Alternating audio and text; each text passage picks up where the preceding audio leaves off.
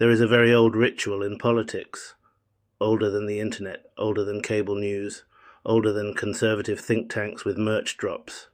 When power collapses, when credibility slips through the fingers, when the mirror becomes unbearable to stand in front of, you do not look inward, you do not audit the soul, you do not open the ledger of your own decisions, you blame a shadow, preferably one that's already been scapegoated for centuries.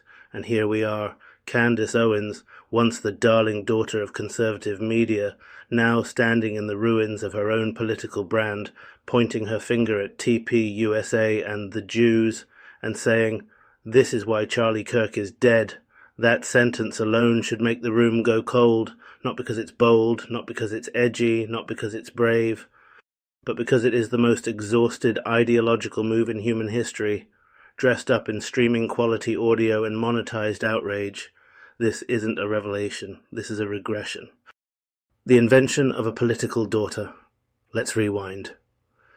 Candace Owens did not rise organically. She was engineered, moulded, packaged, polished, positioned. She was the anti-liberal trophy, the intellectual alibi, the "see, even she agrees with us" shield. TPUSA gave her an audience. TPUSA gave her infrastructure. TPUSA gave her credibility currency in conservative spaces that do not hand it out freely. She wasn't an outsider speaking truth to power. She was power's favorite intern who got promoted extremely fast. She was amplified because she was useful, useful for framing, useful for optics, useful for deflection. And when you are elevated that fast, something very important happens psychologically. You begin to believe the throne was always yours. So when the spotlight shifts, the ego doesn't process it as changing relevance, it processes it as betrayal. From breakup to blood libel speedrun. Now Candace is no longer standing inside the building, she's outside it, with binoculars and a sniper narrative. Her recent pivot is not ideological evolution, it's ex-employee syndrome weaponized, and instead of aiming that fury at her own contradictions, her own reversals, her own strategic flip-flops, her own monetization of outrage, her own dependency on controversy, she has done the most predictable thing possible. Point. She reached for the oldest conspiracy lever known to mankind and pulled it like a fire alarm. The Jews. Just like that.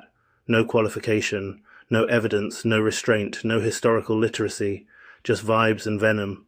This is not critique, this is cosplay martyrdom. Let's be extremely precise here. There is legitimate critique of Israeli policy, there is legitimate critique of political lobbying, there is legitimate critique of foreign influence in American politics.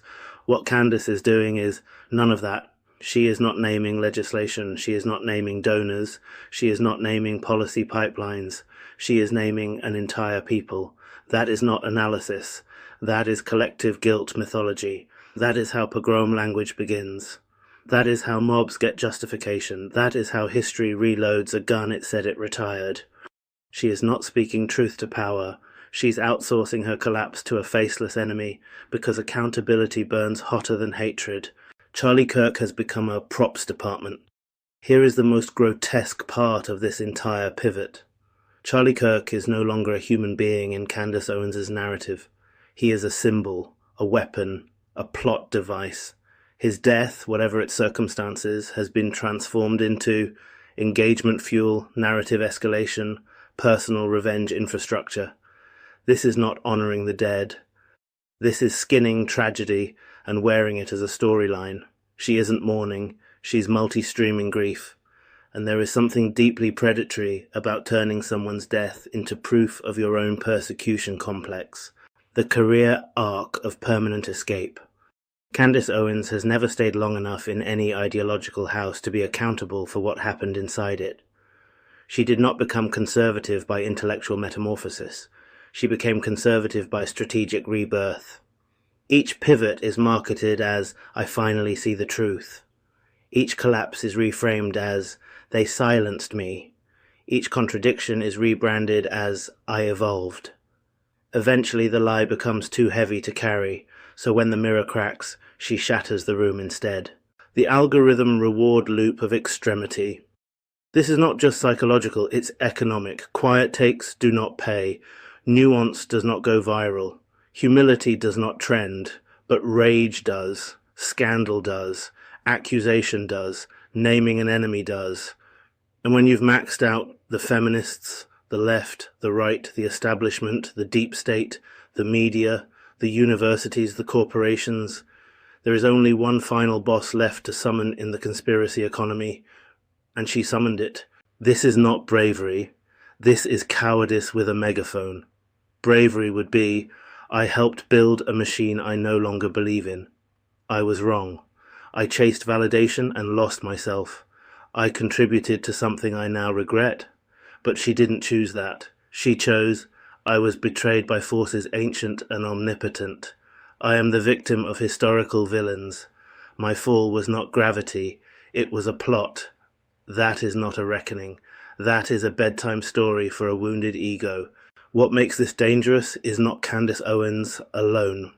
Candace is not uniquely dangerous. She is functionally dangerous, because the audience she has cultivated is not skeptical. It is primed for enemies, primed for betrayal narratives, primed for civilizational paranoia. When someone with that microphone names a collective as the villain, it does not land as abstract, it lands as permission. The black mirror of her brand. Candace built a career criticizing victimhood politics. Now she has constructed the most theatrical victimhood arc of all. She built a platform attacking identity-based reasoning. Now she is using collective identity as a blunt instrument. She spent years accusing others of emotional manipulation. Now she is monetizing grief and scapegoating in one breath. This is not irony, this is inversion. This is the universe handing someone their own tools back with the label reversed. TPUSA is not a secret society. Let's also deal with the TPUSA fantasy. TPUSA is not a mystical cult. It is not a hidden guild of ancient power brokers. It is a donor-funded, PR-driven political pipeline. You were not trapped. You were recruited. You were not exploited. You were promoted. You were not silenced. You were outpaced. This is not betrayal. This is career entropy. The final transformation from commentator to mythmaker.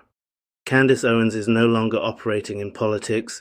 She is operating in myth, where enemies are cosmic, where betrayal is scripted, where downfall is not consequence but conspiracy, where selfhood is purified by martyrdom. This is not commentary anymore.